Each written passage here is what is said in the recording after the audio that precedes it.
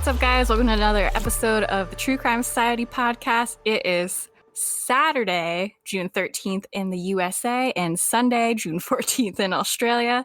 Not even 9 a.m. I'm still in my pajamas. It is like 7 p.m. here. I'm having a drink, so this is what happens when you podcast from different sides of the world. I'm having a drink, but unfortunately not alcoholic yet. You could start early, whatever. Yeah. Might need to after this episode. Had a big week. Yep, we had an exciting week. On our Facebook page, we had a post go viral. I'm sure you guys have all seen it already, but if you didn't, Olivia was looking for Father's Day gifts on Amazon, and she found one of those photo collage blankets that had dad and a heart, and one of the photos in the collage was none other than Chris Watts. Our favorite family annihilator. And I was shocked by the amount of people who don't know who Chris Watts is. I know, and yeah, we put it up on the Facebook page. I had it up and now I have to get it up again. For those who don't know, Chris Watts murdered his 2 daughters and his pregnant wife last year and pretended he didn't. Yeah, put them in oil tanks. It was a particularly heinous crime for a father, and then for him to be featured on a Father's Day blanket was quite ironic. Mm-hmm. I'm just looking at the post. So we put it up, and I think we've had it up for about 36 hours now. We've had 2.15 million people reached, 12,000 shares, nearly 3,000 comments. So it seems that everyone was as blown away by this as we were. A lot of people thought we photoshopped the photo because the Amazon seller was pretty quick to change it, I guess, once it came to their attention. But for one, I don't know how to fucking Photoshop a blanket. I wish my Photoshop skills were that good. Yeah, who has the time? I wouldn't think I would think of that. And like even I took like screen recordings of the ad because I knew it would be taken down, and people were like, no, you definitely Photoshop that. It's the Amazon page, like, and a video. I didn't Photoshop it, I guarantee it. We didn't Photoshop it, so yeah, so things have been a little crazy with that. Yes. As far as other updates, we did get a message from someone who had the last who had the last text from Chance that we mentioned, wondering what it was in the episode we did about Chance Engelbert. It was the text between Aunt Katie and Chance, I believe. Yeah. And we're wondering what was said, you know, if there was anything interesting. I've got the text up. Do you want me to read it out? Yeah.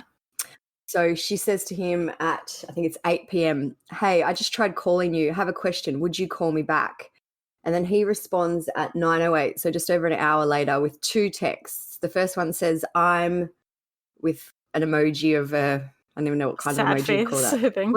Yeah, like a emoji with a straight mouth. So, whatever that is. And then the next line says nothing. It says, like, it's just a jumble of letters. It's I'm BDS really G. So it looks to me like he's trying to say really maybe something. I'm really whatever, but it doesn't come out. And then she writes, you are what? Are you okay? And that's it. Mm-hmm. So I wonder, it's weird. Like it is a jumbled text. It's two texts, I'm an emoji, and then a bunch of letters. So it seems like he was really drunk, maybe. Yeah, really drunk or, yeah. So we didn't learn a lot from that. I guess we did learn that maybe his level of intoxication. Yeah.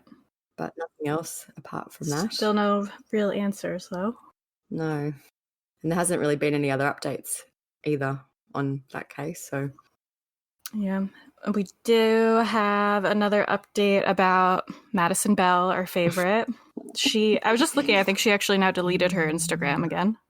We were debating if we should talk about it or not because I don't really want to give her any more airtime because I find her a bit, I don't know what the word is, brattish, for lack of a better word. But on her Instagram, the first thing on her Instagram is her Venmo Cash App link. People are sending her money, which I think is ridiculous. And the other thing that was interesting as well is that it came out, she spoke to the media and said that she hasn't spoken to her mother and that basically her mother forced her to be in a relationship with her boyfriend, which, is unusual, and if it's true, who knows. But the other thing is that she's been speaking to this guy whose name is Zach Salmon. She's been speaking to him for 5 years. So since she was 13, she's been speaking to this guy, and as far as we can tell, he is 26 now. So at the time, 5 years ago, he would have been 21 and talking to a 13-year-old. So for everyone who's like, girl, follow your heart, you're doing it. He was talking to her when she was 13 years old. Yeah. And That's it's interesting that he waited, or they waited, it's obviously her choice as well, that they waited until she was 18 to do anything about it, which is gross, really. Like, if this has been going on for 5 years, no matter what, it's not right. Yeah, so For a 13 don't give and them a money. 21-year-old. Yeah, don't give them money. If you want to donate to like I don't know, Me. human trafficking. Yeah, donate to some other legit charity. If she planned this, she could have, she doesn't want to get a job. Better. Yeah, go and get a job. What's she going to do? What's her plan for life? Just to keep asking for money? If she's going to start this new life with this guy, she needs to sort herself out. Yep. I know that probably won't be a popular opinion because I know there are a lot of people who are donating to her, and like the comments on her Venmo are, wow, great choice. You go, I just think girl. it's ridiculous because if you think about it, seems like she was maybe groomed by a pedophile. And everyone's like, wow, it's so great that she's made that choice. But did she really make a choice if he's, I don't know, who's accountable in this case? She could be potentially pretty sheltered since her mom was a little overbearing. She's been dating this one guy forever.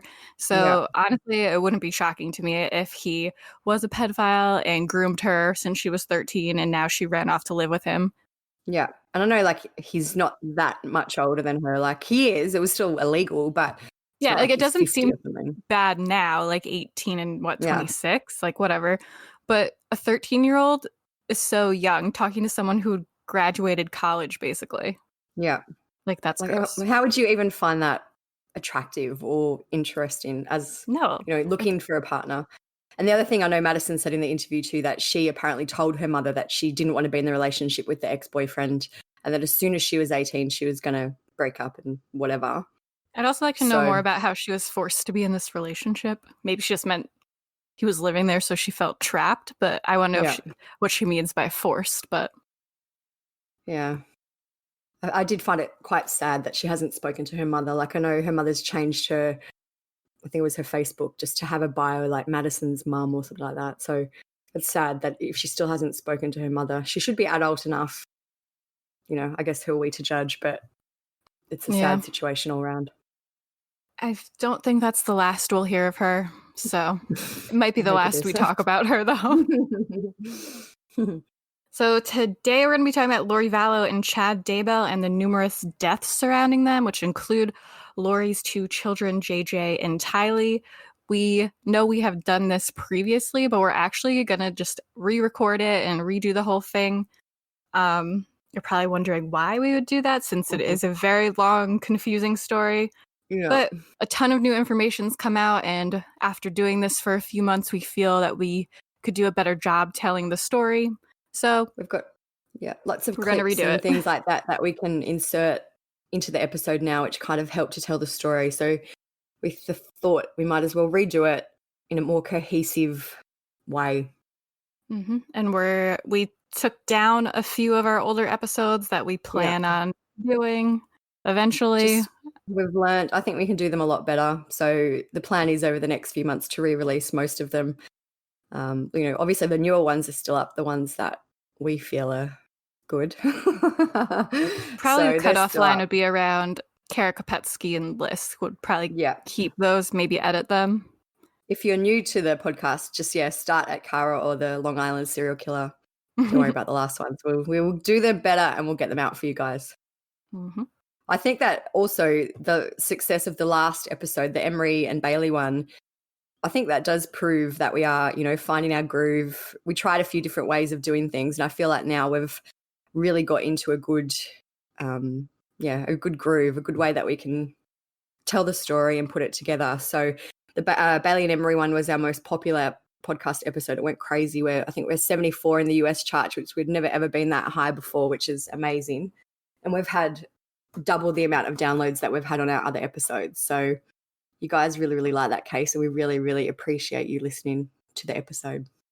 Mm-hmm. We're going to try to think of some more ones that are not similar to that, but it seems like people are liking ones that are mysterious.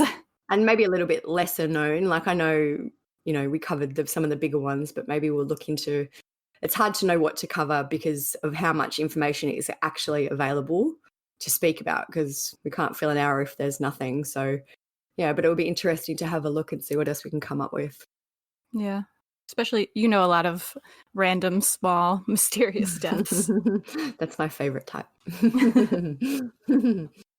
So we're going to start from the beginning with Chad and Lori. I'm going to talk about it up until around where she gets arrested, and then Olivia is going to take over for the newer information. Yep. We're going to start at the start. So, because there's so many people. We're going to start in the 1980s. There's so many people, and I know it is hard to keep track of, but this is all on the blog as well. So if you're like, oh my gosh, I can't remember who this person is, just get on the blog. It's all on there. We've got, family trees and stuff like that on there too. So I know we'll it's remind tough. you along the way. Yeah. I remember when we first started looking into this case, it was super overwhelming.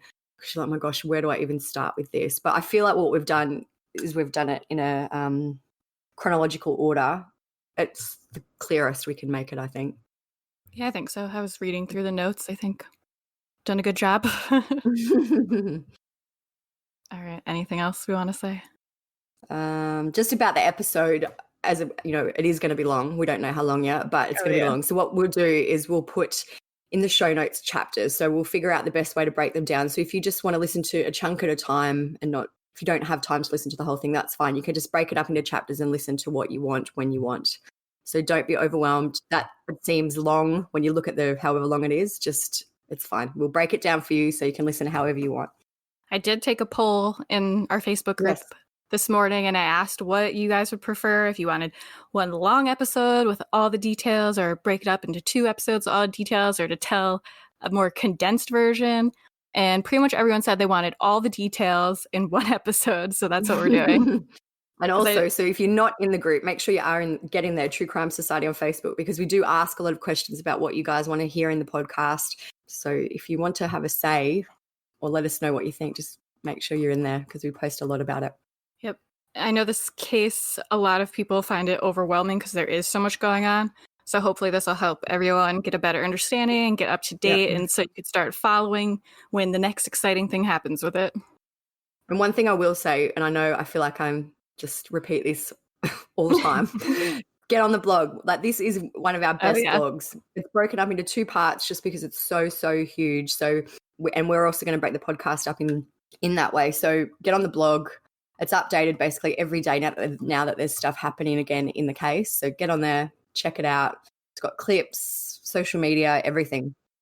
You said that we're not going to go into like a ton of detail about the medical and legal documents, but they're all on our Facebook page on this. Yeah, we're not going to read out every word of every document. So if you are interested in reading them, they're all on the website in their entirety. So you can get on and check it out if you've got a whole day free.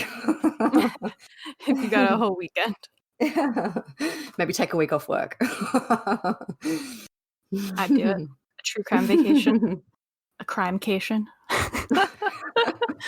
That's a good one. Have your own crime con at your house. Just read the blog. Hashtag crime-cation. All right. Are you ready? Yep.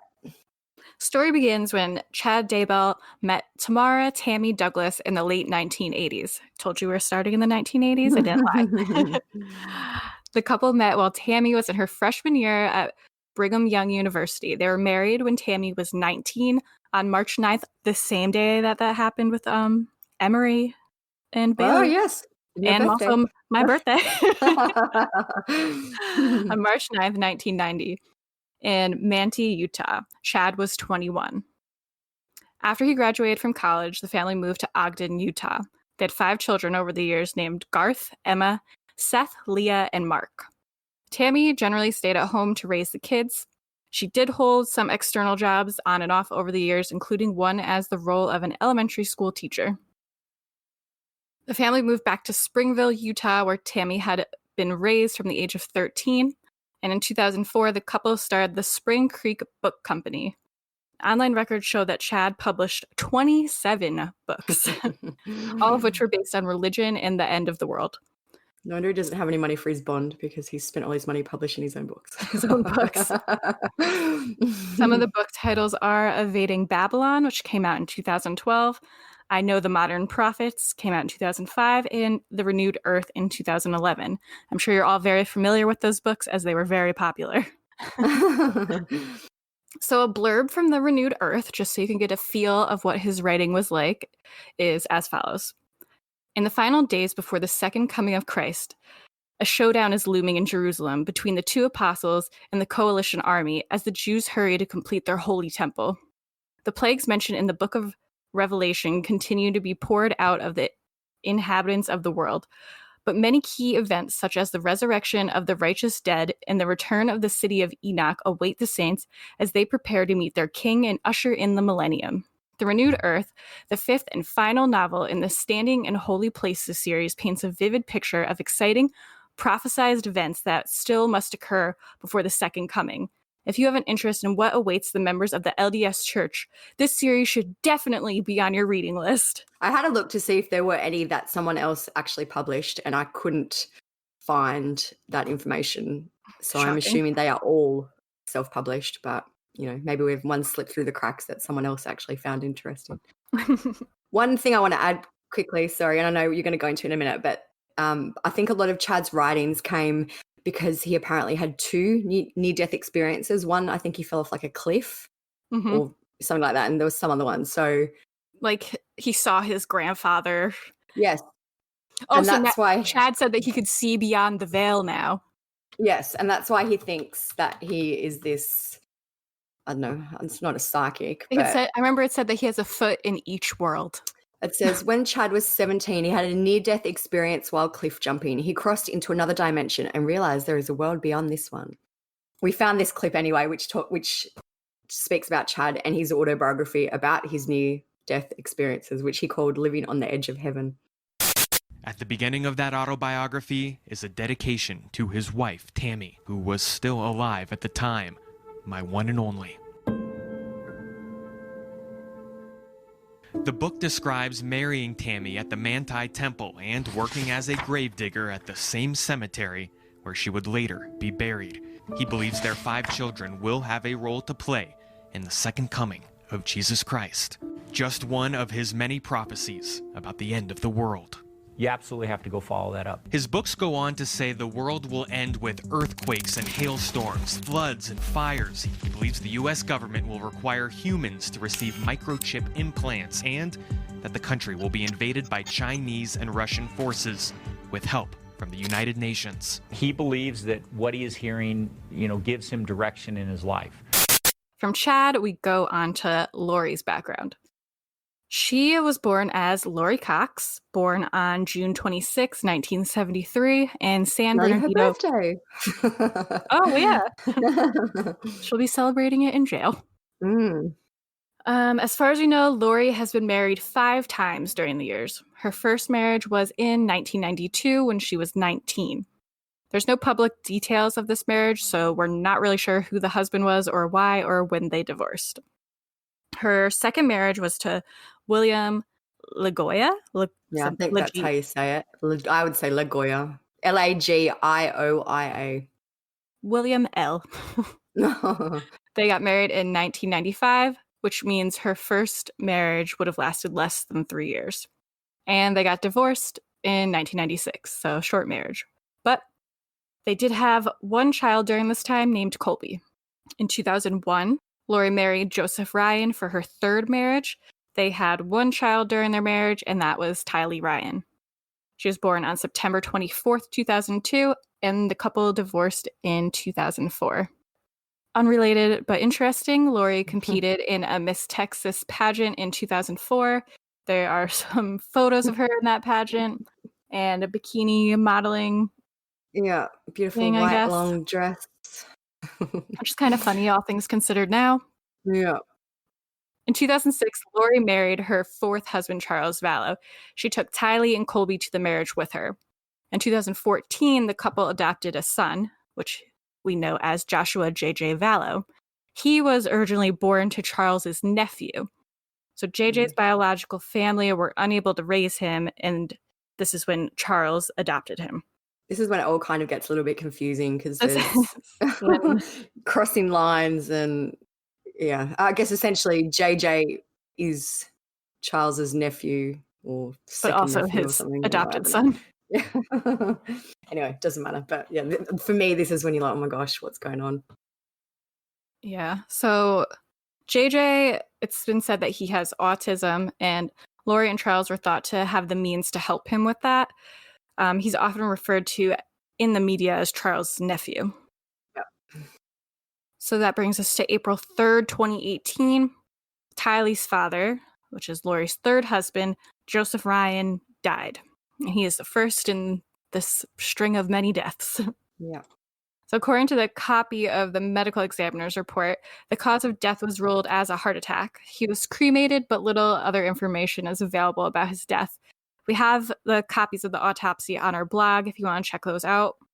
And court paperwork from 2011 shows that Lori and Joseph had a custody battle over Tylee. Before his death, Joseph told the court Lori would not let him see their daughter, despite their custody agreement.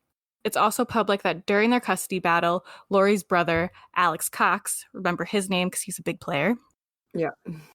Alex Cox attacked Joseph with a stun gun and threatened to kill him. He was convicted of aggravated assault due to this incident. So that brings us to December 2018. So this was the first time that Lori has been publicly tied to Chad Daybell. They were linked on Preparing a People podcast network's Time to Warrior Up. They discussed doomsday and their theories about the end of the world. But since then, the podcast has been very adamant that they have no affiliation with them. There's a statement on the Preparing a People website that basically says we have absolutely nothing to do with them. I'm sure I haven't even looked since the next arrest, but they've absolutely cut ties. And I tried to find the podcast to see if I could listen, and I can't find it anywhere. So if anyone has a copy or knows where we can listen, send it through because I'd love to hear it. Yeah, me too. February 2019, Charles Vallow files for divorce from Lori, and he applied for sole custody of JJ. In court documents, it's noted that Lori told Charles she is a, quote, translated being who cannot taste death sent by God to lead 144,000 people into the millennium. Good for her. We have a clip that outlines some of the craziness from those documents. Court documents are now shedding a light into the bizarre final months of the Vallows' marriage. Charles petitioning for sole custody of JJ, stating Lori wasn't mentally stable, claiming she had recently become infatuated and at times obsessive about spiritual visions, claiming she was a god, assigned to help in Christ's second coming, and that if Charles got in the way of her mission, she would murder him, and had an angel there to help her dispose of the body. Kay says she noticed a big change in Lori's character after she became affiliated with an extreme religious group, saying she went from being a doting mom. Big reason why we're so concerned with JJ is because she couldn't handle him anymore. She said she was tired and she just didn't want him anymore. In court paperwork, Charles also claims Lori told him she, quote, did not want anything to do with him or the children. To wrap your brain around all this stuff she's saying, I can't do it. Charles allegedly filed a petition with Community Bridges Healthcare for a 72-hour hold and evaluation, according to the documents. The police were called to bring Lori in for treatment. Some documents also show that in an email from Enterprise Rent-A-Car to Charles, 2,000 points were transferred out of Charles's reward account. Charles was worried that Lori planned to use the points to leave Arizona with JJ. Charles also claimed that Lori would destroy him financially. Charles's son said, he told me, like, oh, Lori took a large sum of money out of our joint bank account and basically just took all his money. Charles reportedly provided his attorney with a list of transactions from the Vallows' business account, claiming that Lori transferred $10,000 into their personal account before moving the money into an unknown account in January 2019. She then allegedly transferred $25,000 from the business account to the joint account, and then from the joint account to the same unknown account. The amount of money transferred totaled $35,000. I wonder how they know. Sorry to interrupt. I wonder how they know, like it says to the same unknown account. If it's unknown, how do they know it's the same account? Maybe she had, anyway, just a thought. I'm assuming they figured out what bank account it is by now. Surely it can't. by now. We just haven't heard about it. So Charles said he asked Lori to return all the money, but he claimed she ignored him. And when he tried to stop the transfers, the bank claimed that Lori was also on the account and the payment couldn't be stopped. So during the divorce proceedings, Lori disappeared in February 2019 for nearly 2 months, leaving the children with others. Nobody knows where she went or where she stayed during this time. when I read that, it's weird to me. She left the children with others. So did Charles just let JJ not be in any contact with him for 2 months? Like it sounds, I'd like to know more about that. Did he speak to them? Did he know where they were? Or was it just like the beginning of what happened most recently of where people are like, well, we haven't seen them for a while, so. Yeah, maybe. So eventually, for some reason, Charles stopped the divorce proceedings and said he wanted to make their marriage work. Worst decision of his life, yes. In June 2019, Lori's niece, Melanie Boudreau, demanded a divorce from her husband, Brandon Boudreau. Brandon claims his then-wife affiliated herself with similar beliefs as her aunt, Lori, and that she had joined a cult. Brandon was shocked at Melanie's demand for a divorce as he thought their marriage was fine. During this time, Charles took Lori off his $1 million life insurance policy, and he added his sister, who is the grandmother of his adopted son, JJ. Another person to remember. Yep. Kay Woodcock as the sole beneficiary. On June 29th, Charles Vallow became suspicious that Lori was up to no good. Chad Daybell was sent an email from Charles Vallow that he was invited to stay with Lori and Charles, except Charles never sent that email. It was from someone impersonating him. And we could guess that was probably Lori. So this clip explains a bit more about that communication. And this email obtained by KSL, which Charles allegedly sent on June 29th to his other brother-in-law, Adam Cox. It is suspicious, and it draws various questions that we would need to ask Lori and Tylee and possibly Chad and try to get to the bottom of it. In his message to Adam, Charles claims that Lori created an email alias for him and sent a letter the previous day to Chad Daybell, inviting him to visit Arizona to write a book. Charles suspected Lori wrote the letter pretending to be him.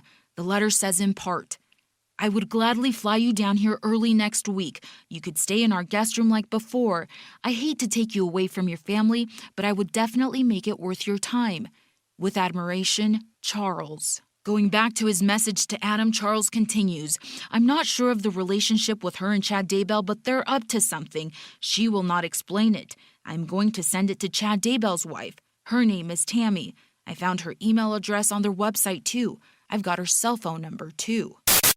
So shady. So we have the email on our blog if you want to give it a look. It's very strange. Yeah. So we're now at July 2019, almost a year ago. It's so crazy to me. So just to interject as well, I know everything is crazy to me in this case. This all happened not even a year ago. Like, this is just, there is so much that's happened in this case. I feel bad for the cops investigating this because there's just so much and so many people and so much weirdness that it must be hard for them to keep it straight. And like in different states, like Idaho, Utah, Hawaii. Fucking Hawaii. Like not even the continental US. What a nightmare. All right, so July 11, 2019, Charles Vallow is shot and killed by Alex Cox, which is Lori's brother. Yeah. This was less than 6 months after he started and eventually stopped the divorce proceedings. The shooting happened when Charles arrived at the family home to take JJ to school. It's assumed that the couple were no longer living together, although they were apparently still working on their marriage. Apparently wasn't going well. The police report states that there was a fight and Tylee went to her room to get a bat. Charles allegedly took the bat from Tylee and attacked Alex. We have the 911 call of Alex Cox calling after he attacked Charles. The call goes on for 7 minutes, but we'll just play a part of it. Both. I'm in police and an ambulance. What's the emergency there? I got in a fight with my brother-in-law and I shot him in self-defense. Okay, let me get the medics on the phone. And is he hurt or is he alive or? Yeah, there's blood. He's not moving. How long ago did this happen? A couple of minutes. Fire department, what is the address of the emergency? 5531 South Four Peaks. And is that a house in Chandler? Yes. And your phone number, please? 480-351-9120. And just repeat the address to confirm it. 5531 South Four Peaks. And what is the emergency? I shot my brother-in-law. Okay, what part of his body is injured? In the chest. I'm sorry, where? In the chest. Okay, is he awake and responsive or unconscious? Unconscious. Okay, is he breathing? I can't tell. Okay, are you willing to go over to him and check? Sure. Okay, do you just let me know if you see his chest going up and down? How old is he? It's not moving. He's 60. Okay, and are you wanting to start CPR? No, I don't know how to do that. I can walk you through it. You could tell he's just like not into it. And like where even, most people would be like in a panic, he's just like whatever. There's also body cam footage of when the police arrive, and in the footage you can actually see Charles lying on the ground. The footage is on the website. It's not super gory, like you can tell it's just a dead body lying there. But they're like, well, why didn't you just walk away? Why didn't you go into a bedroom? And he's like, never thought about it really. Yeah, it's definitely shady. Yeah. Alex was never charged in relation to Charles' death. On the day Charles died, Lori was captured in that body cam footage we were just talking about, and she is laughing and apologizing about her neighbors, and it was just very strange for someone whose husband was just shot and killed. She clearly doesn't care. I know in the video that the clips from the police officer was like, you'd think that we just got them their stolen car back. That's how casual, like happy she is. Yeah, and she's just like, we've only been here 3 weeks. Sorry, neighbors. Yeah, and they had like a pool party or something, but we'll put in some clips from that here. How long have you lived here? Like 3 weeks. Oh, geez. Yeah, okay. That's why the neighbors don't know us. Gotcha. Like, hi, neighbor, sorry. Arizona detectives say throughout Lori's interview with police, she wasn't fazed. It was kind of like a happy-go-lucky. She was just kind of smiling. She was talking about how Tylee was going to go to BYU, Hawaii, and it was just a very, very nonchalant. You would have thought that we just, recovered their stolen vehicle. So that brings us to 36 hours after Charles died. Lori finally gets around to telling the rest of his family and children that he had passed away via text message. There's a whole bunch of text messages. Do you want me to just read out a little bit? Yeah, so there's a bunch of messages, but we'll read some to give you guys the main idea of how ridiculous she was. We've got the whole text exchange screenshots on the blog, so you can read the whole thing if you want. But so Friday, July 12 at 4:36 p.m., she texts and says, "Hi, boys. I have very sad news. Your dad passed away yesterday. I'm working on making arrangements, and I'll keep you informed with what's going on. I'm still not sure how to handle things. Just want you to know that I love you, and so did your dad." And then she's adding and removing people from the conversation, so I don't know what's going on with that. And then they're like, "Lori, what happened? Where is he? What happened?" And she writes, "I'll call you when I can." And so then the son keeps writing all these messages that she doesn't respond to, like, "How's JJ? What funeral home is he at?" And finally he says, "Lori, it's been 3 hours. You're not that busy. I don't care what you're doing." Right? Could you imagine as them just getting a text that your dad died and having and no idea what or why? And she wrote 3 hours later, "I'm sorry you are so upset. I'm so upset too. I'm trying to get JJ ready for bed. I'm waiting to hear back from the medical examiner to make sense out of all of this myself. Please be patient with me. It's a crushing situation all the way around. I'm still processing what it means for JJ." So she doesn't mention it at all that he was shot. She just says that she's waiting for the medical examiner, and they keep asking and sending question marks, like, "I'll let you know when I can." And you would think in a situation that wasn't shady, you would be like, "Oh my God, like there was a fight, he got shot, I don't know what's happening." It's just not normal. This goes on for days. So finally, July 15, which is 3 days after she texted, and I think 4 days after he died, the son has finally had enough. And he says, "Okay, Lori, it's been 3 days. You let us know our father passed away over a text message. 3 days and we haven't heard from anyone. It goes on like this is a really long text. And he's like, what happened? When did it happen? How did it happen? Where is he now? Normal questions. Yeah. I need to be kept in the loop. This isn't a nonchalant topic you can just throw a text at and be done. So then she writes up her last thing. These are your dad's wishes. He and I discussed this a lot over the years we have been together. My plan is to have him cremated and then all 5 of you kids go to Hawaii to spread his ashes. He did not want a funeral. This goes on and on. I love you and so does your dad. So anyway, this goes on and on and on. And I know that eventually his son Steve asked for Charles's belongings. He had some really nice watches and things like that. And Lori eventually sent them to him. But what he said is, my dad had a collection of watches, very fancy watches.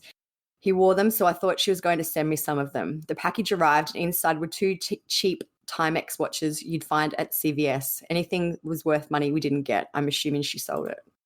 Sad. I think this just speaks to her character. She's so... smug. Yeah, and disgusting. She was the first smug bitch. Yeah. Smug bitch society. She was the first of the smug bitch society.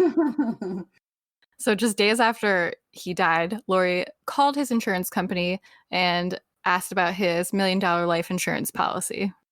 Red flag. She was told Charles had changed his beneficiary and that she would not receive any money. After this, Lori sent Kay Woodcock, his sister and the new beneficiary, a message.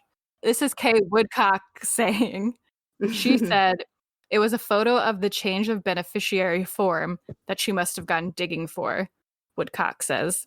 It named me as a sole beneficiary, and she wrote, this is Lori now saying, 5 kids and no money, and his sister gets everything. I still wish, I know we said this in the first podcast, but I still wish I'd love to hear that call. Imagine her face when the insurance person told her that she wasn't the beneficiary anymore. I would pay money for that. She was probably not pleased. So I think this is a pretty big... red flag. Yeah, red flag, I guess.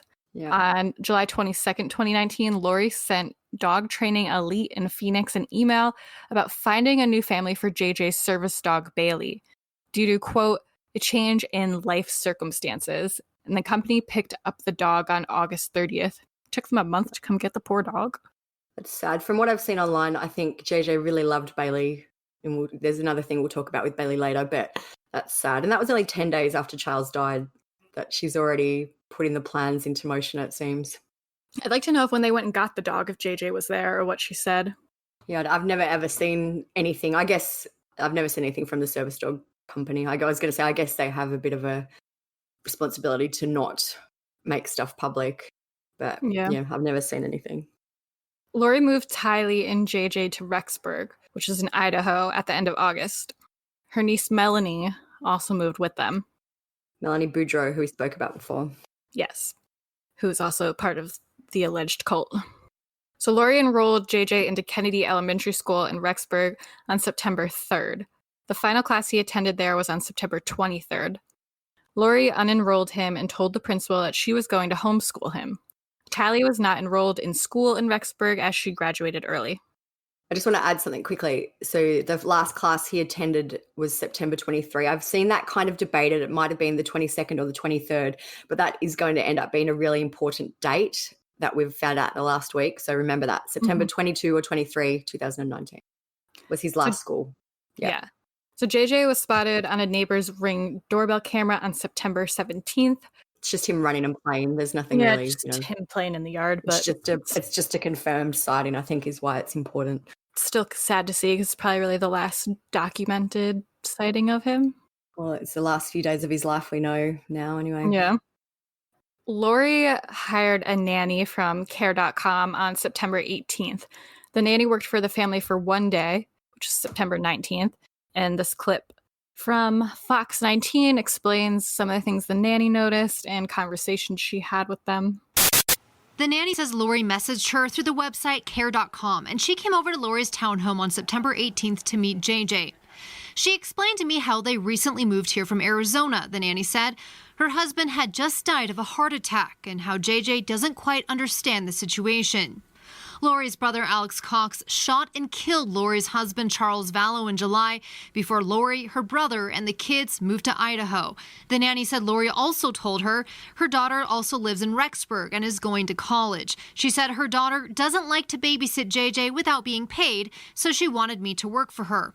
Occasionally, her daughter would come visit for dinner or to do laundry, but she never said that she lived there with them. It appeared only Lori and JJ lived there. The next day, September 19th, the nanny says she came over to watch JJ.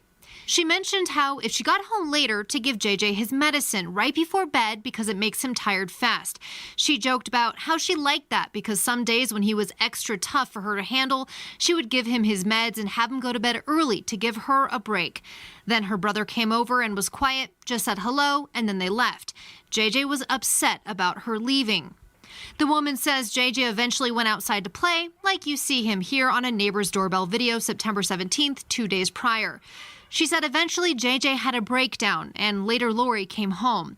When the nanny messaged Lori again the day after JJ was last seen on September 24th, she responded to me that JJ was with his grandparents for a month and that she was in Hawaii.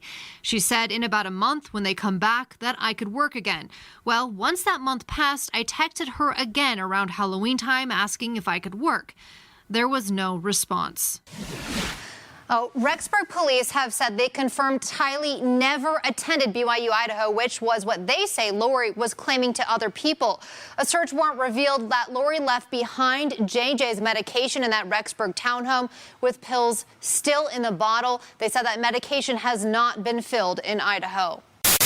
I found it interesting. The one thing I took from the clip is that Lori mentions the medication for JJ that she used to give him to tire him out and things like that. So that's and that Tylee didn't live there? Yes.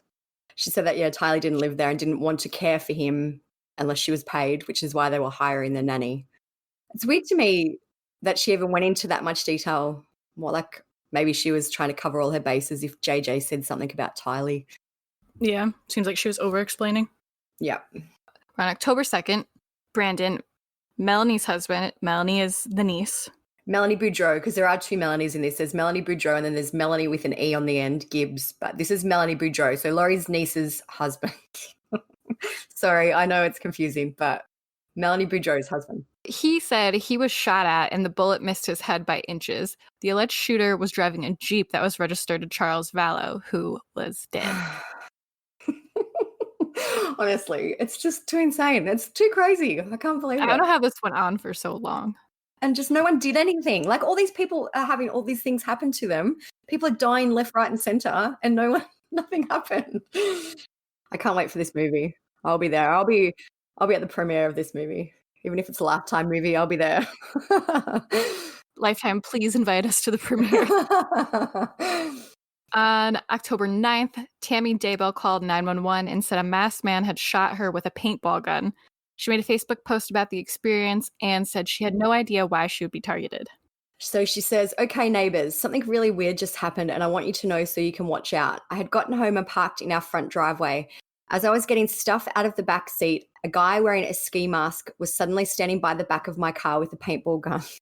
He shot at me several times, although I don't think it was loaded," which that's a weird aside. That's random. Shooting someone with an unloaded paintball gun. Anyway. It's just the sound, maybe? I don't know. Yeah, maybe. She keeps going. "I yelled for Chad and he ran off around the back of my house. I have no idea what his motive was and he never spoke, even after I asked him several times what he thought he was doing.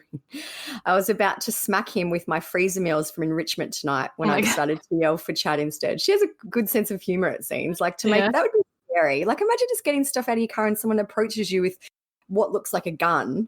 Mm-hmm. It shoots at you and nothing happens. Like that would be actually terrifying. But she's got a sense of humor at the end. And it's also just weird because if it was someone related to like Lori and them trying to kill her, why do they have a fucking paintball gun?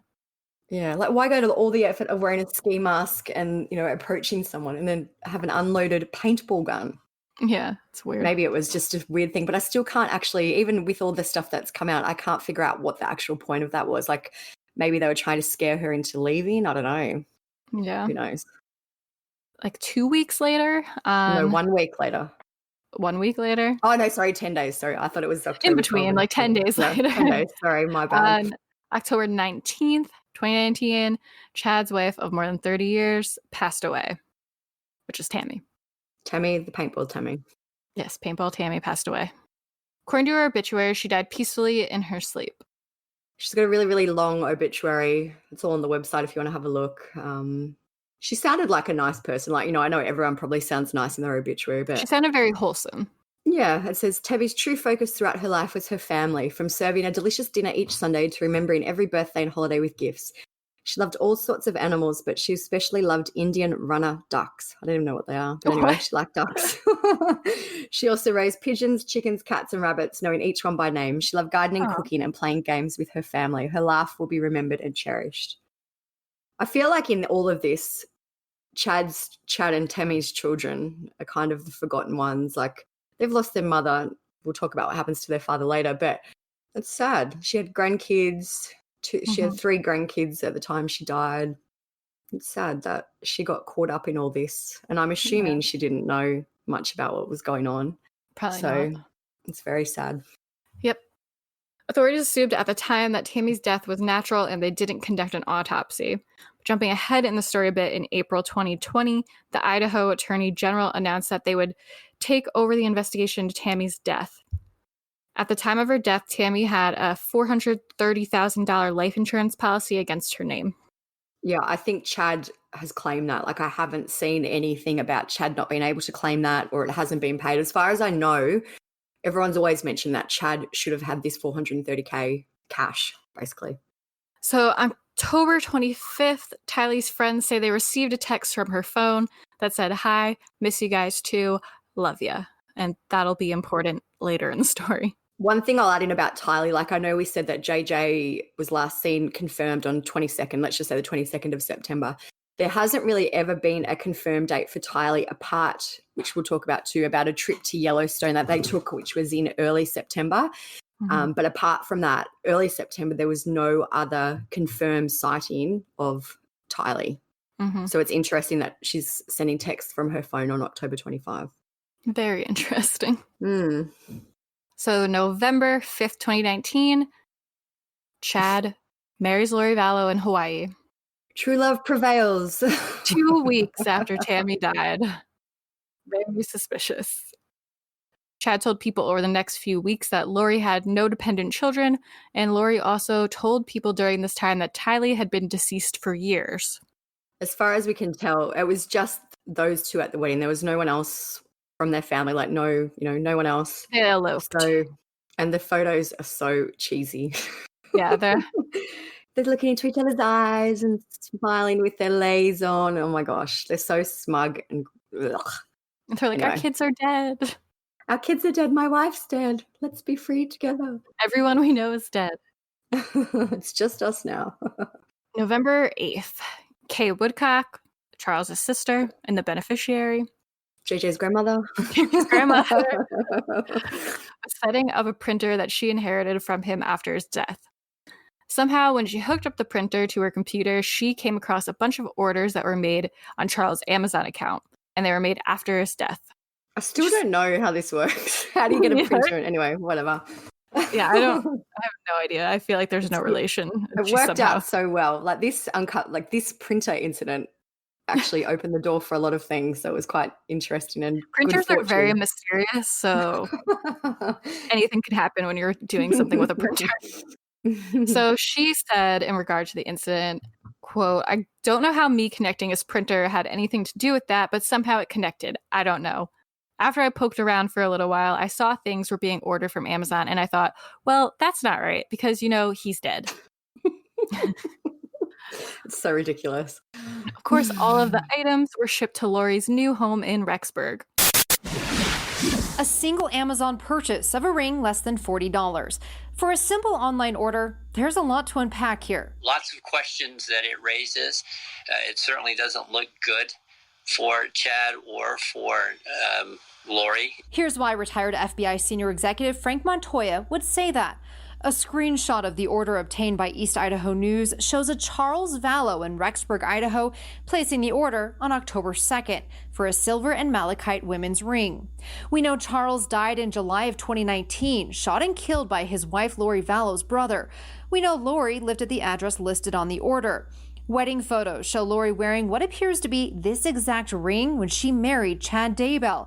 And we know October 2nd is more than 2 weeks before Chad's wife Tammy mysteriously passed away in her sleep. East Idaho News reports the computer used to order the ring also displayed a search history for wedding dresses the day after the order. By this point, Kay and her husband Larry were already having trouble getting a hold of JJ and Tylee.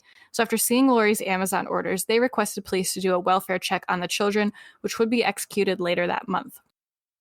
Kay's husband Larry said, quote, "It's very interesting to say the least, and I feel like this is the pivot point which everything broke loose and was tied together." Kay discovered that Lori had purchased a $35 malachite gemstone ring on October 2nd, and the browser history also showed she searched for beach wedding dresses and white slacks and shirt for her then soon-to-be husband Chad. Kay said that the last purchase for one of the children from the Amazon account was made in July 2019. Her husband Larry said, quote, "One of the things I looked at is not one item being searched for had anything to do with Tylee or JJ. Sad." December 2019, the Rexburg Police Department gave a statement about the case. It relates to the happenings in November 2019, so we're including it here. The statement that they gave says, on November 26, 2019, the RPD attempted to conduct a welfare check on Joshua Vallow, the adopted 7-year-old special needs son of Lori Vallow, at their residence 565 Pioneer Road in Rexburg. The welfare check was being conducted as extended family outside of Idaho had not been able to speak with Joshua since September and were concerned. Investigators from RPD spoke with Lori Vallow and her new husband, Chad Daybell, who indicated Joshua was staying with a family friend in Arizona. Investigators left but learned later that day that Joshua had not been staying with the friend as indicated by Lori Vallow. On November 27, 2019, RPD executed a search warrant at the locations in Rexburg associated with Lori Vallow in an attempt to locate Joshua. As the search warrants were being executed, investigators determined that Lori Vallow and Chad Daybell had abruptly vacated their residence and left Rexburg. RPD then requested assistance from the FBI in locating Joshua. Further investigation has determined that Lori Vallow and Chad Daybell did not appear to have Joshua with them when they left Rexburg. Investigators also determined Joshua last attended school at Kennedy Elementary in Rexburg on September 23, 2019. Additionally, investigators learned Lori Vallow has a 17-year-old daughter, Tylee Ryan, who was living with Lori Vallow in Rexburg, but also had not been seen since September 2019. Investigators have contacted several members of the children's extended family, but no one has been in contact with the children since September. Additionally, the children have not been reported missing to any law enforcement agency, and attempts to obtain the cooperation of Lori and Chad in locating the children has been unsuccessful. And then it just goes into how you can contact them if any tips. It's interesting that, I get that Kay and Larry probably did ask for the check on JJ because he was their grandson. But it's interesting that they didn't include Tylee in that anyway. Like, wouldn't you think you'd ring and say, oh, hey, there's 2 children in this family. I guess maybe they never really even spoke to Tylee. Maybe they just always had contact with her. Maybe that they didn't really speak to her much to begin with. Yeah, might be that. December 1st, Lori and Chad boarded an American Airlines flight, to Lihu, Hawaii, on the island of Kauai. JJ and Tylee were not on the flight. On December 11th, as the investigation into Tammy Daybell's death went on, her remains were exhumed and an autopsy was performed. This is a clip from Fox 13 that explains more about why the autopsy was delayed. When 49-year-old Tammy Daybell was found dead in her bed last October, the Fremont County Sheriff says family members asked the county coroner not to perform an autopsy. And because her death appeared to be natural at the time, the coroner didn't do one. Under Idaho law, if the death is considered to be from natural causes, the coroner can opt not to do an autopsy. The Fremont County coroner isn't speaking about this case publicly, but Ada County coroner Dottie Owen says that is unusual, unless Tammy was under the care of a physician. What we would do is we would call and speak to the primary care physician, verify that history, review those medical records, and then at that point release that individual so that that primary care physician could sign that death certificate out. At that point, if family had refused an autopsy, we would sit down with this family, explain why we needed to do it, the importance of doing it, and then at that point, if we were still met with resistance, we would go ahead and just do it based on jurisdiction. They exhumed Tammy Daybell's body in December and performed an autopsy. Owen says that could complicate the investigation. When someone is buried, they are embalmed, and so anything, the entire system is flushed. And so anything that you're going to have as far as a toxicology test is gone. One thing that we would do internally is we would look for pieces of tissue such as liver, that kind of thing, and then send those off for testing. The problem that you're going to have is unless we know what we're testing for and we're not looking for just a standard toxicology panel, it's very difficult to identify. It's been at least 8 weeks since Tammy Daybell's body was exhumed and still no results. The Fremont County Sheriff said it could take up to 1 year. Owen says that could be because they don't know what they're looking for. If we don't know what we're looking for, the possibility is endless. People can be poisoned with rat poison, or it can be some form of a fluid for your vehicle. It could be an antifreeze. It could be, there's all kinds of things that we've seen come forward in talks. We would need to have somewhere to start. I need to know what we're looking for in order to start searching. It's crazy to me. In the clip, they speak about how when they called 911 and all that, and that the family just said, which is not surprising now, I'm guessing the family being Chad, said they didn't want an autopsy. And so the medical examiner was like, yeah, that's fine. For a young woman to just die. And I know there's some articles that have come out this week about how her friends thought Tammy's death was weird, but when she was found, she had pink foam coming from her mouth. I don't know if that's natural, seems natural if that's what happens in a natural death, but it's so crazy to me. And even the police officer in the clip is like, so you just went with that when they said they didn't want an autopsy? And the lady's like, yeah.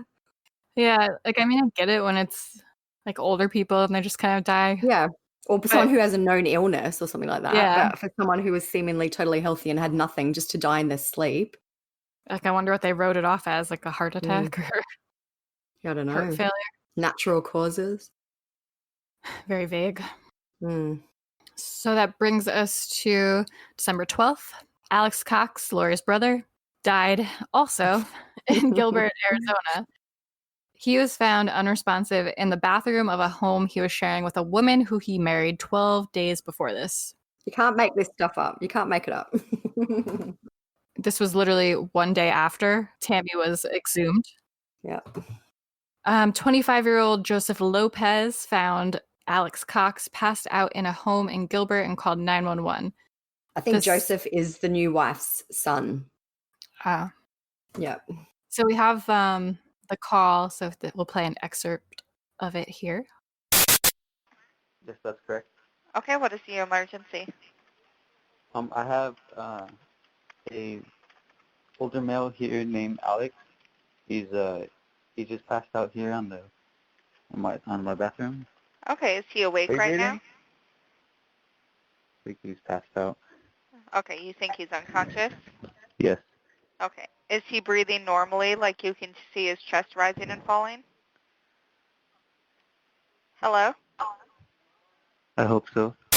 Yeah, basically he's found in the bathroom, I'm pretty sure, and he, from what I've read, he was found in either feces or vomit, but he was still alive as far as, I don't think he died straight away. It seemed like a drug overdose, but apparently it wasn't. Yeah.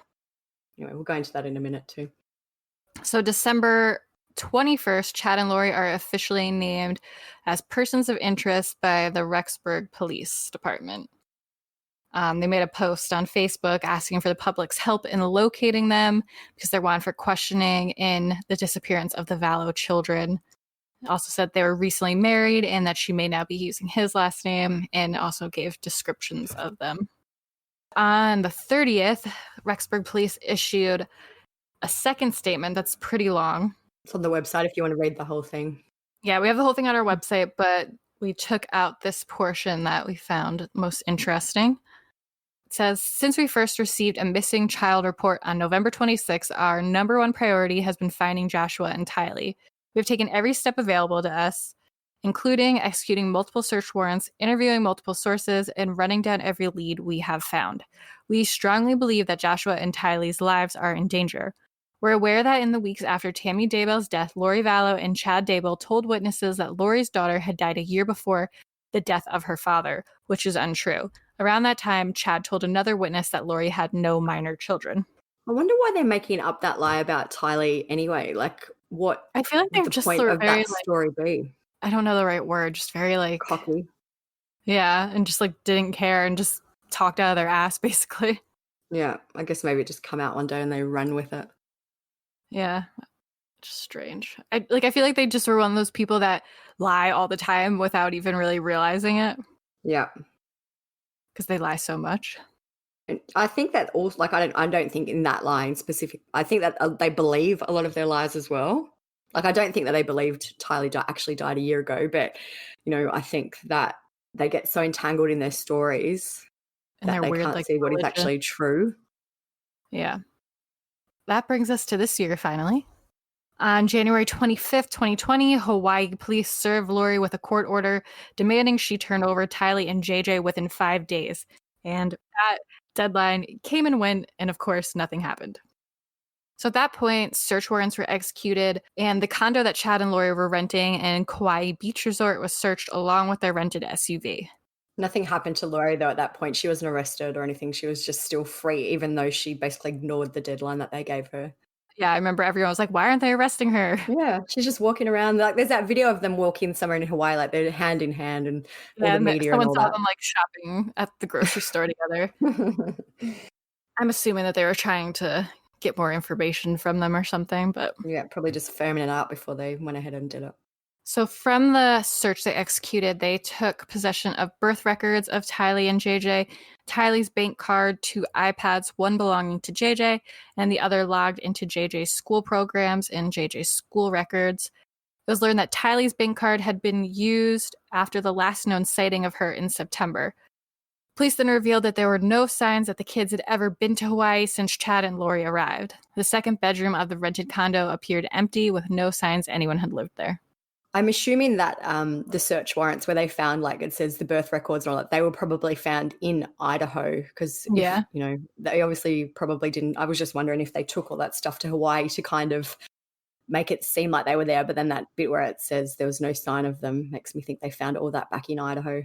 In February, police released images of items that were found inside a storage locker that Lori had rented and then abandoned in Rexburg. This footage was obtained by East Idaho News. Inside the unit, you see bikes, scooters, photo albums with pictures of JJ and Tylee, and a backpack with JJ's initials. The footage also shows Lori and another man making about 10 trips to and from the unit during the month of October. At one point, you can see the man carrying what appears to be a heavy tote. Lori's last trip to the unit was on November 24th. And as we mentioned, JJ and Tylee haven't been seen since September. So that brings us to Thursday, February 20th. After failing to produce the children, Lori was finally taken into custody at 2:30 in Princeville, Hawaii.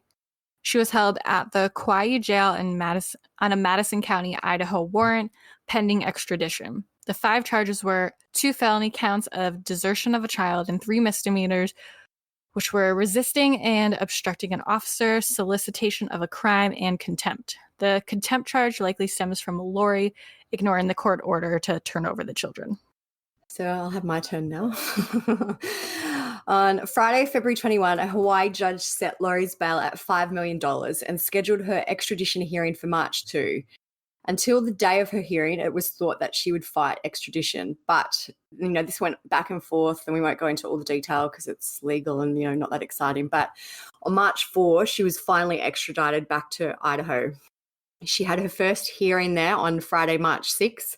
She wore pink handcuffs and red lipstick that I'm fairly sure she made from, wasn't it a Jolly Rancher candy?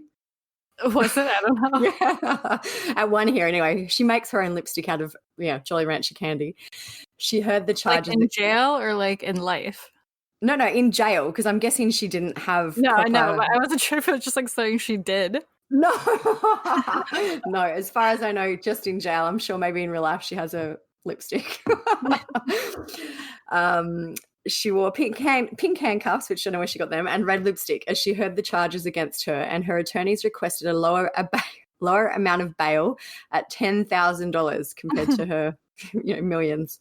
Reasonable. DA argued that the bail should stay at $5 million, and they said she was a flight risk and cited her previous flights. They said when Idaho police made contact regarding her children, she and Chad immediately fled for Hawaii.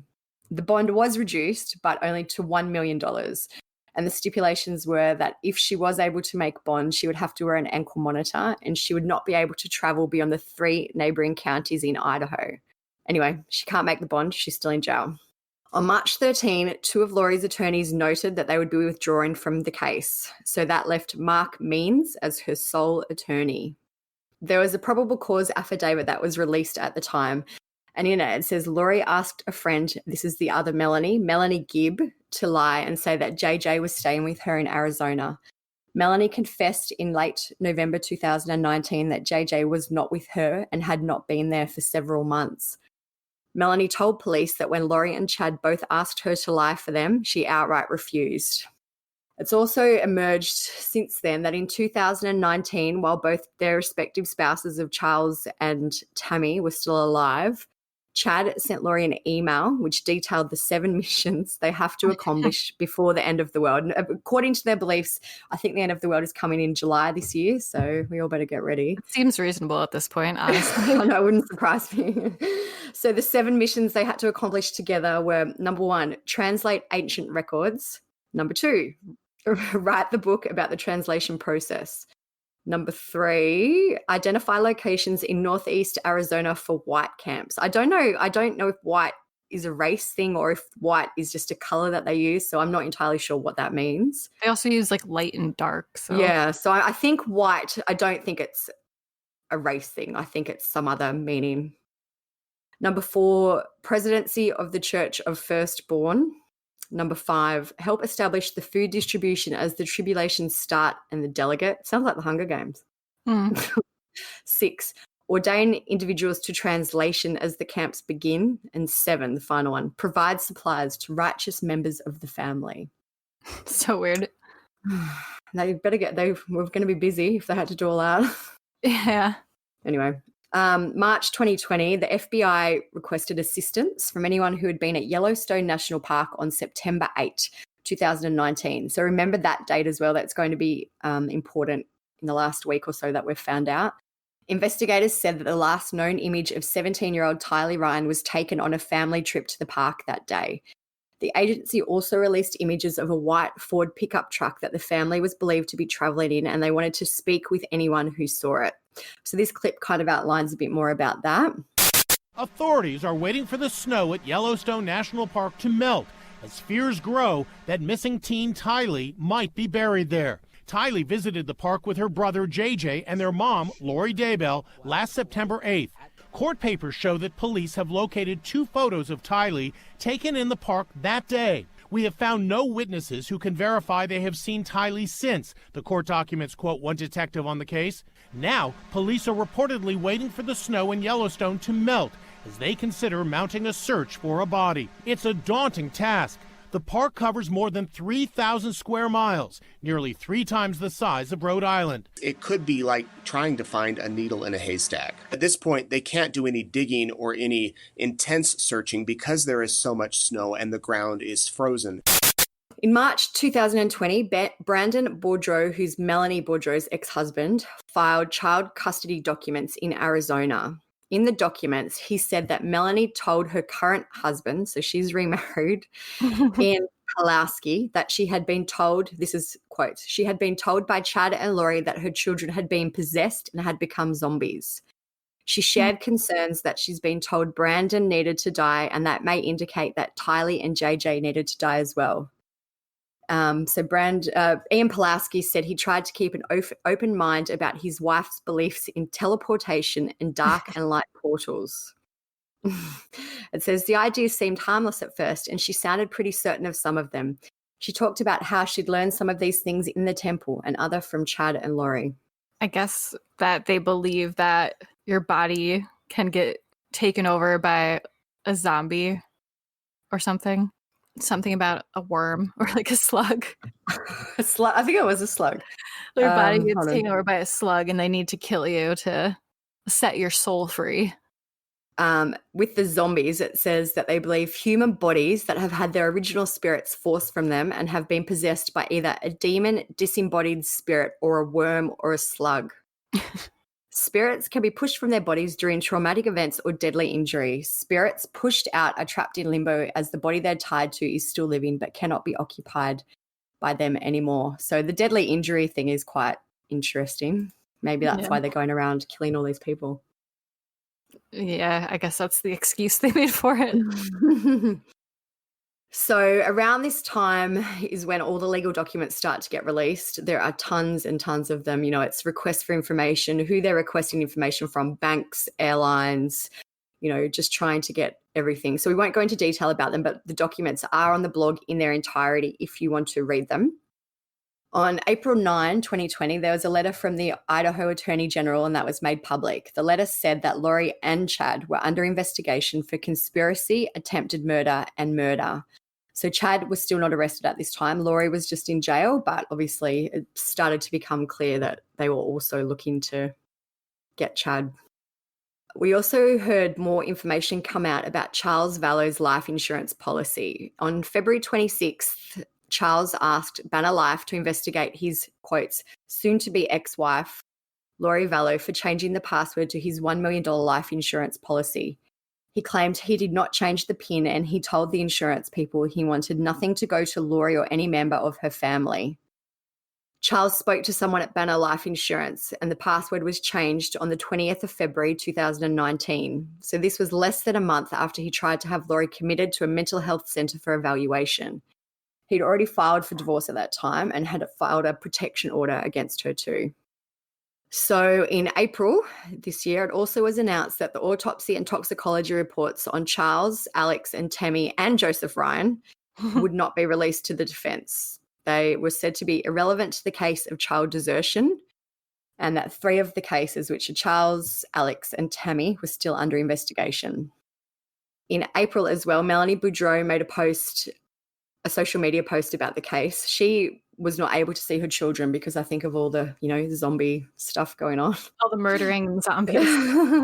So we've got her post on the website again, but I'll just read a little bit. She says things like, I don't know if I could ever top last year's birthday of being able to serve in the temple doing 30 ordinances and then spending the day with my children. I don't have that luxury this year, but I am grateful for so much still. So anyway, she goes on and on. On April 30, Chad had his own legal issues. His attorney, Sean Bartholic, revealed that he was no longer going to be representing Chad.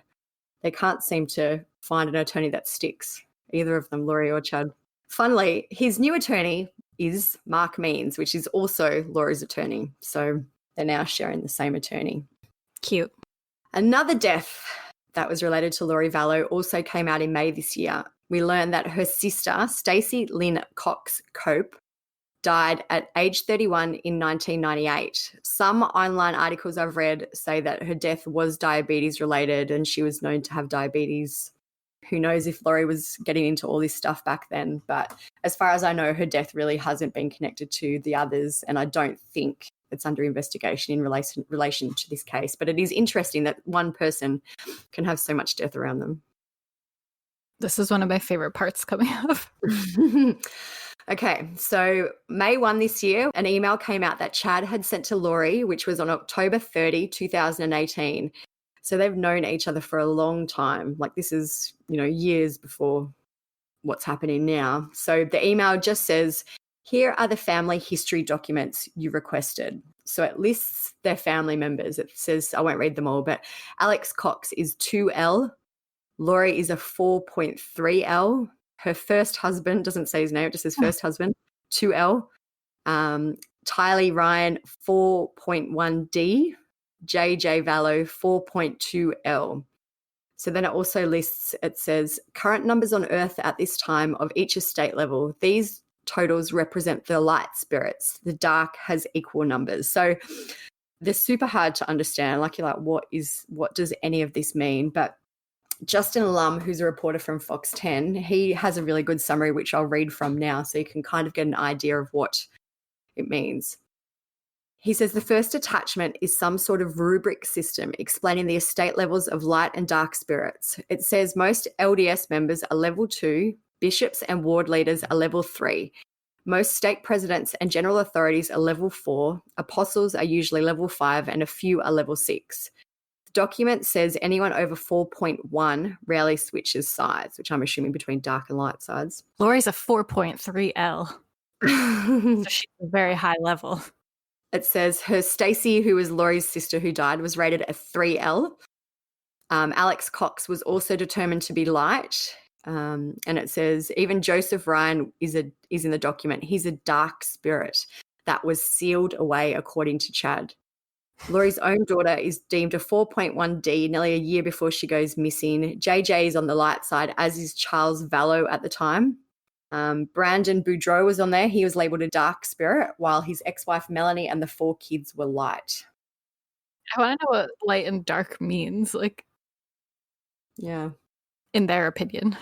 It sounds like to me dark is a negative thing. I'm assuming that's what it is. Like, maybe that's why Melanie had to divorce Brandon, because he ended up being a dark spirit. But, like, who's deciding this, Chad? Yeah. Like, how do you calculate this? So Lori appeared again in court in Idaho on May 2 for her bond reduction hearing again. Her request was denied and her bond is still at $1 million. She still hasn't made bond. She's still in jail.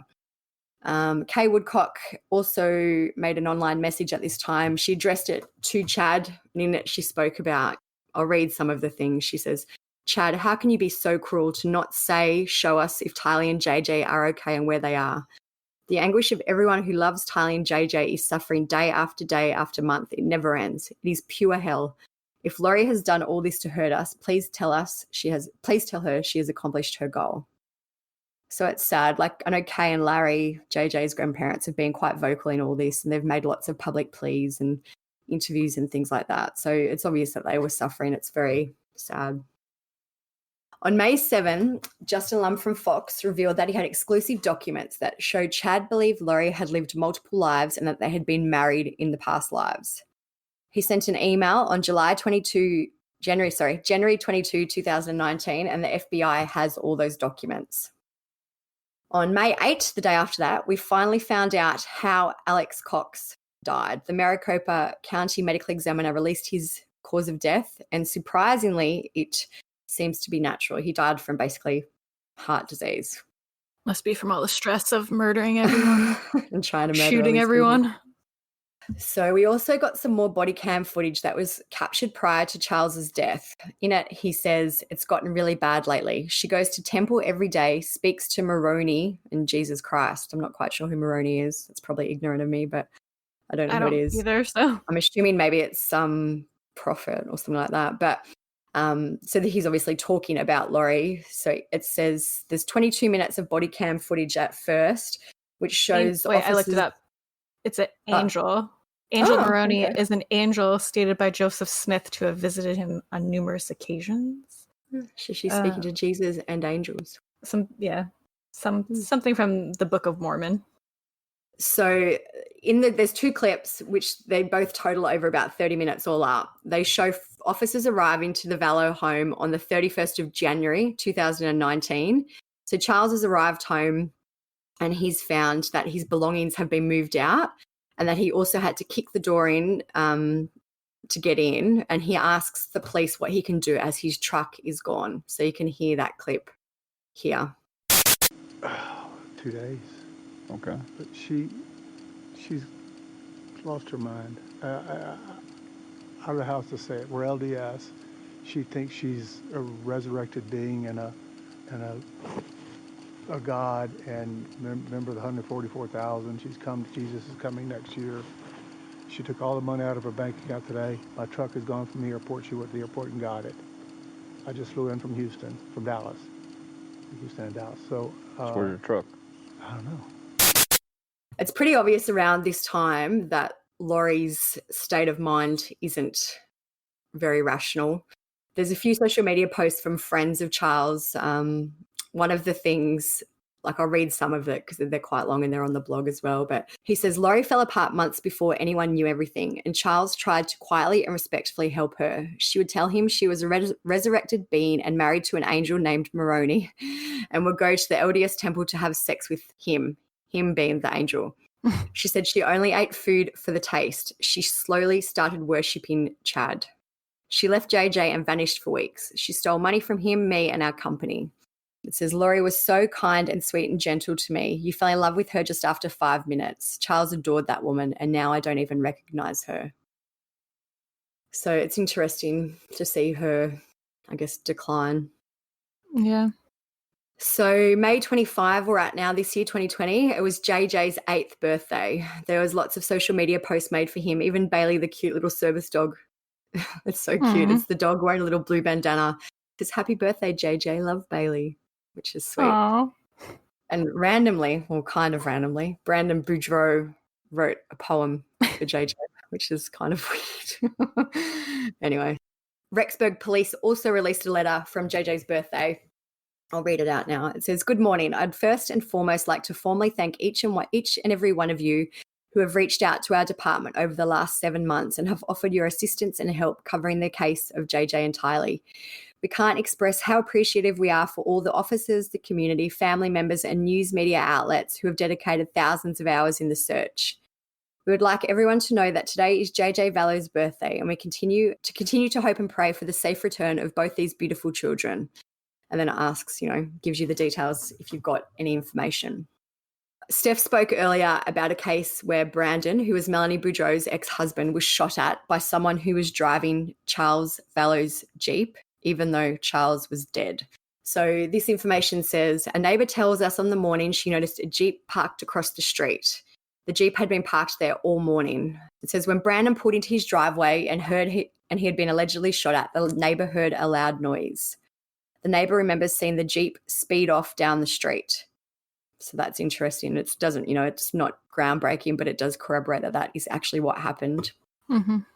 On June 9, so 5 days ago at the time of recording, the break in this case finally came.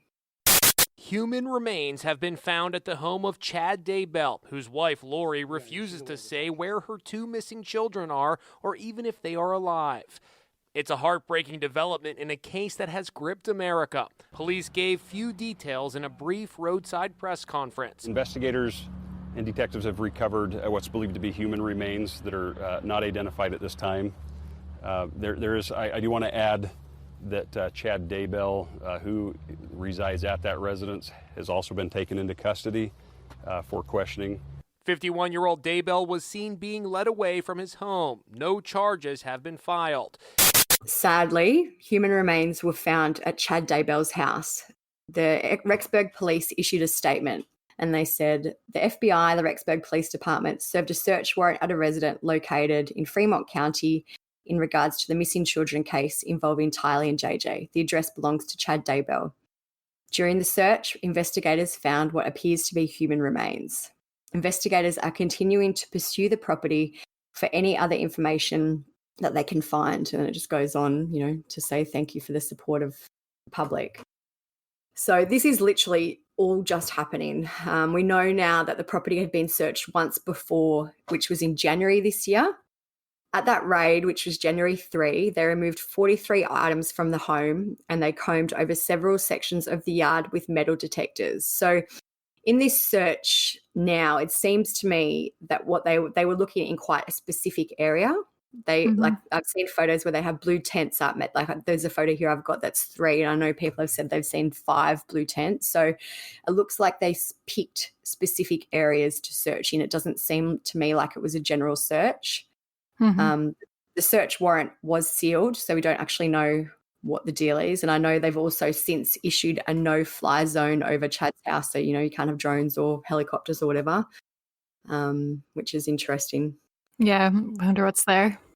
And I know everyone online has been speculating about why they searched, and we'll go into some of the speculation in a minute about if Lori knew about the search or if she actually tipped them off. And we don't know. At this stage of recording, we don't know what it was, but there's lots of speculation. So on that same day, Chad's car was also towed, and there's photos of it being guarded by police officers. He went to jail. We've got his mugshot. He doesn't look as smug as he usually does, but he looks defeated. Yeah, a little bit. The next day in court, he seems a little bit more smug again. But yeah, on the day, he definitely seemed defeated. So we were waiting and waiting, waiting. The charges finally came out, and he was charged with destruction or concealment of evidence.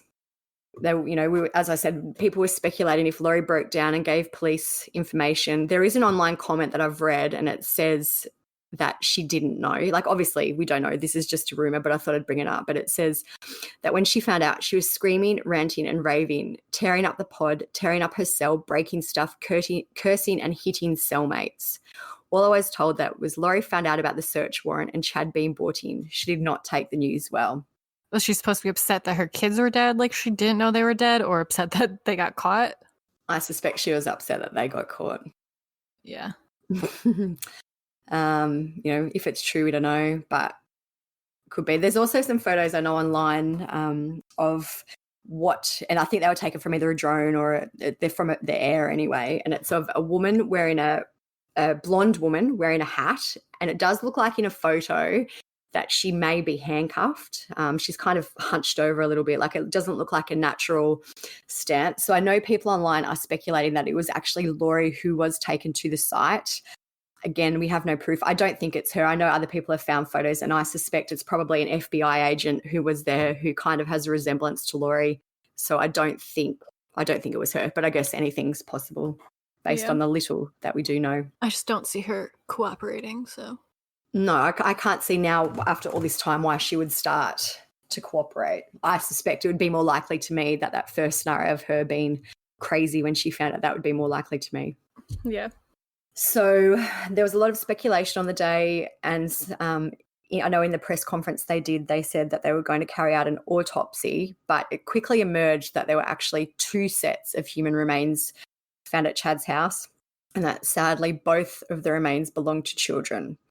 Tylee's aunt confirmed online quite quickly that JJ was one of the victims. She wrote, "Rest in peace, little man. Thanks for the drive-by hug and laughs. I'm sorry your short little life was marked with so much chaos, trauma, and heartbreak. I hope you're safe in your daddy's arms." So daddy is Charles. And then very quickly after, it was also confirmed that Tylee was the second victim. We were all speculating when we thought there may only be one, that maybe Tylee had passed away in Yellowstone National Park, that they'd pushed her off a cliff, or maybe, because she was a bit bigger. She was a teenager. So obviously not. They were both there together, which is very sad. Mm-hmm. On June 10th, the day after, Chad appeared in court via Zoom from the Fremont County Jail wearing a black and white jumpsuit.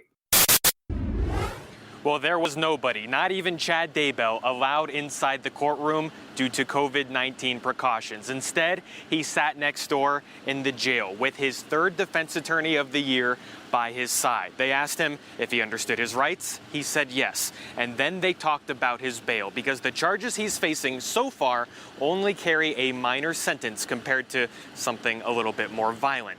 His defense attorney argued for $50,000. Instead, it was set at $1 million, as prosecutors confirmed the human remains found in Chad Daybell's yard belonged to 2 children. Shortly after that hearing, family members confirmed those are the remains of who we have been looking for 9 months. They have finally found JJ and Tylee. Your Honor, we understand that the possible sentence on this case is not that long, but knowing what the subject matter is, we find it extremely serious. Clearly, this is the beginning now of an investigation into the deaths of children who are found on his property. That $1 million bond is the same amount Lori Vallow has been struggling to post, as she sits about 12 miles away at the Madison County Jail. Another topic that came up today is how Chad Daybell was arrested. Police served the search warrant at 7 a.m. They arrested him at about 11:30 as he was driving away. Our witnesses say it looked like he was driving fast. His defense attorney says Chad Daybell was not trying to get away. When the police showed up at his house last night, Mr. Daybell didn't flee. Mr. Daybell didn't abscond. Mr. Daybell didn't run. Mr. Daybell's intention was, through his counsel, to turn himself into the court if that was something that was going to happen, and address these issues. The Woodcock and Ryan family issued a statement again, there's a lot of statements coming out from all the different sides of the family. So I'll just read a little bit from each one. It says, "We are filled with unfathomable sadness that these two bright stars were stolen from us, and we only hope they died without pain or suffering." Chad's brother, Matt Daybell, also made a statement. On behalf of myself, we would like to, and he lists everyone, we express our most sincere sympathies to Larry and Kay and to JJ and Tylee's entire family. We are devastated by today's news and the apparent role that Chad has played in what has transpired. As such, we ask for patience and compassion for the situation and for our extended family as we cope with the horrific events that have come to light. The last statement on that day came from the Cox side of the family. It was a joint statement, and it also included Melanie. So it's Janice and Barry, Summer, Melanie, and Ian. "We are deeply saddened by the recent findings into the whereabouts of JJ and Tylee.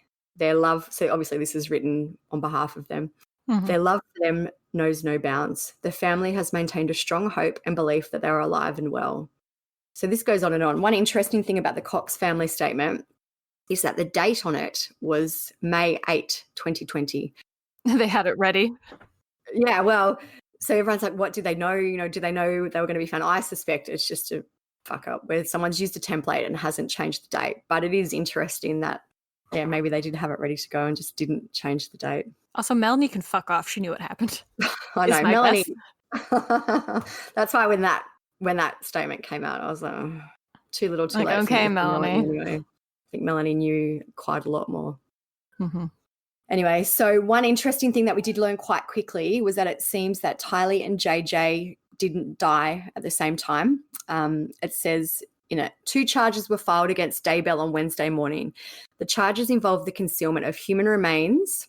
And then it goes, the concealment incidents were reported to have happened on September 8 and September 22. So I'm assuming based on that Tylee either died or was buried and whatever the concealment involves on September 8, which is interesting because that is the last day that she was also seen at Yellowstone.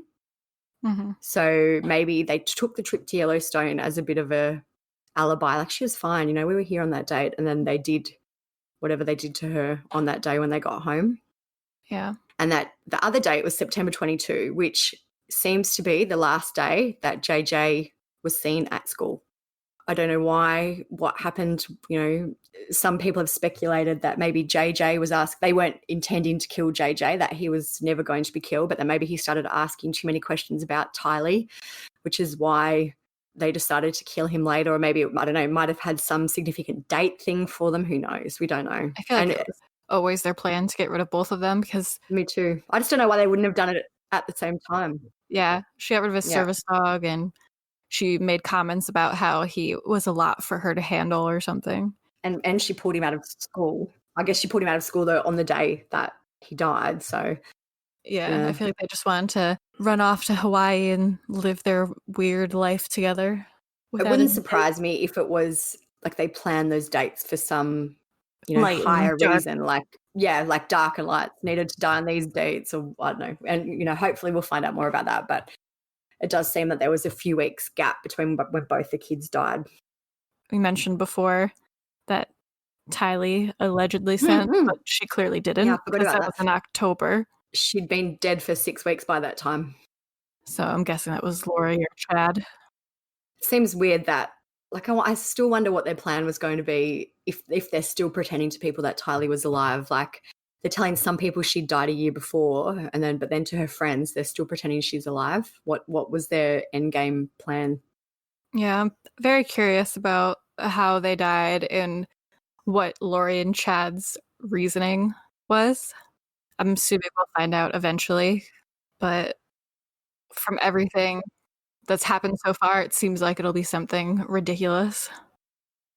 One thing I do find interesting about Chad's charges is that the state prosecutor said that the remains on the property were of 2 children and that one of the bodies was concealed in a particularly egregious way. So egregious basically means horrible, terrible, outstandingly bad and shocking is the actual correct definition. That really makes me wonder. Like, some people are saying that they burn the bodies, but I guess that's shocking, but that's not really that shocking. And well, maybe I also think, why were there up to 5 tents that they were, digging under? Did he dismember them? Is that what the definition is? Which is absolutely terrible and shocking, I know. But yeah. Oh my God, what if it's like human sacrifice? Yeah, well, maybe that's what it could mean. Wouldn't put it past them. Chad's property has been turned over to his family, which I also find is quite interesting that they've already turned it over to the family. You would think that maybe they would spend longer, like it hasn't even been a week, but they've been spotted moving furniture out.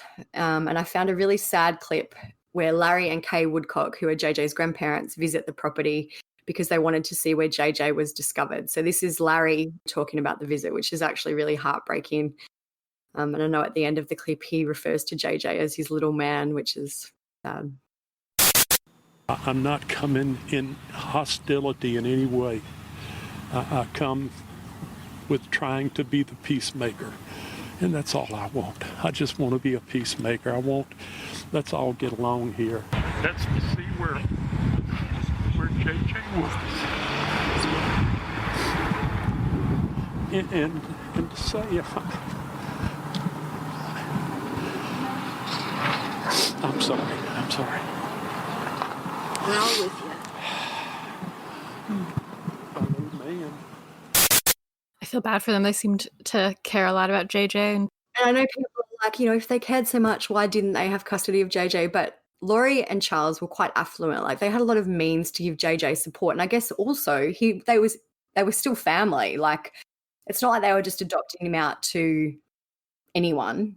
I really feel like they were doing at the time what they thought was in JJ's best interests. And it just turned out that it didn't work out that way. So we also found out a little bit more information about possibly why police searched now and what happened. So one of Chad's neighbours, Matthew Price, according to Fox 19, said he was watching out his windows from his yard as law enforcement spent 2 days digging at the property. He recognised the area where investigators brought in a backhoe to dig and where it appears they recovered the children's remains. He said, "We noticed they were having a few bonfires that were kind of out of the ordinary. They had a big bonfire last fall and they had 2 or 3 big bonfires this spring." And he also spoke a bit more to the media about the day that Chad was arrested. He said he saw a convoy of law enforcement coming down the road to serve a search warrant. They surrounded the home, he said, and made all of Chad's adult children leave the house. So it's surprising to me. I wonder if they were always lived there, just to butt in between the info, or if, I wonder if surely they would have had to know what was going on. If your dad was outside digging a massive hole. So it said Chad also left the house, but he didn't go anywhere. He sat in his car for hours. Then all of a sudden, Chad tried to drive away. Matthew Price, the neighbour, said, "I saw his car take off down the road, headed south towards Rexburg. Just seconds later, the marked police cars had their lights and sirens and floored it to go catch him." So it's interesting to me that Chad sat in his car for hours. That just seems weird to me, if that is actually what happened. imagine being his neighbor. Yeah, I know. Imagine. I'd always be looking out my window. It's so weird to me too that surely the neighbor knew who Chad was. So if you see this guy having big weird bonfires, why would you wait till now to call the police? I know that they've speculated that they couldn't search before now because the ground was too frozen. So maybe that is why. I don't know when he called the police. Maybe he did call them ages ago and it's all just coming out now. Yeah. I did find one interesting Facebook post online, which basically summarizes the whole case in a few lines, because I won't say the person's name just in case she doesn't want it out there, but it says, "Imagine burying the body of your mistress's child on your own property, telling your soon-to-be dead wife it was a raccoon," which is apparently what he told Tammy, "and then casually going to church each week after, talking calmly about the gospel while planning your honeymoon, selling to your secret spiritual plural wife," because it looks like this is what Chad Daybell did. It's crazy. It's pretty true. That just proves how wild the whole thing is in a short sentence. Yeah, and that it's just still so wild to me that nobody. Did he really tell her it was a raccoon? I think so. I've read that somewhere. So it's so fucked up. So after all this was happening, Tammy Daybell's family also released a statement. It says, their prayers are with the family of Tylee and JJ. And then it says, "As matters move through the judicial process, we pray that each of our families can be strengthened and trust that justice will be swiftly served. We ask for privacy all the usual stuff. So the last update, so today is the 13th in America, so we have an update from today. And not surprisingly, the Rexburg police have actually formally confirmed that the remains found belong to Tylee and JJ. So they've released a statement. It says, the remains were taken to the medical examiner's office where an autopsy and positive identification was performed. It is with heavy hearts that we now confirm that those remains have been officially identified as those of JJ Vallow and Tylee Ryan. Right, because before it was only family that had said it. So. And I'm sure everyone kind of knew. There was speculation like, oh my God, imagine if there's all these other people who are dead and we don't know. I wouldn't be surprised. So they've said the investigation is still active and ongoing. And the last real set in stone update is that Chad's preliminary hearing has been set for July 1 and July 2. Mm-hmm. So that is where we're at. Totally up to date as of today. Obviously, things are going to keep happening. So we will keep updating the blog, and maybe we might do an update episode in a few months once. Or if they're just small episodes, we'll just say them. Yeah, small little. The beginning of the episode. So it will be interesting to see what happens now. And I know one other thing too that I quickly want to add in is that Lori's attorney has filed to find out information about the discovery of the remains. So whether or not they'll grant that is another thing. But if maybe they're just fishing to see what they did find so that they can get a story together about what to say. But I found that interesting that they're asking for information about it. So that is it, I think, for the actual news of the case. Mm-hmm. I don't know if I even have any more theories about what happened. Because Me literally neither.